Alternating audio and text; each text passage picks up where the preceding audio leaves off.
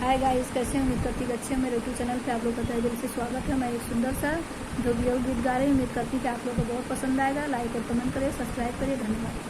पियावा त बिगड़ल सासू जाई के वही सकुलवा, नदिया कैसे बिगड़ल ये सासू, नदिया कैसे बिगड़ल ये सासू, नदिया कैसे बिगड़ल।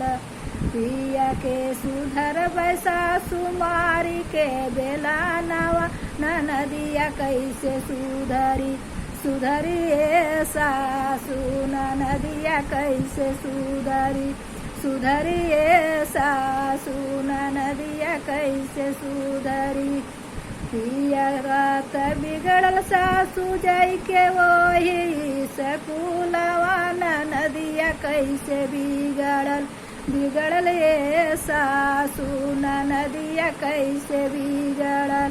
पियावा के लेके जइबे अपने नैहरवा, नदिया कहाँ छोड़बे सासू, नदिया कहाँ छोड़बे सासू, नदिया कहाँ छोड़ब।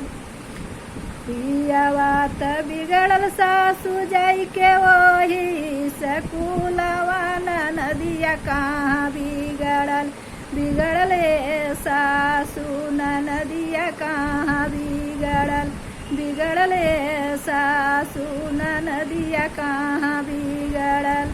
पियावा के बान्हबै हो अपने अचरवा, नदिया कहाँ बान्हबे सासू, नदिया कहाँ बान्हबे सासू, नदिया कहाँ बान्ह।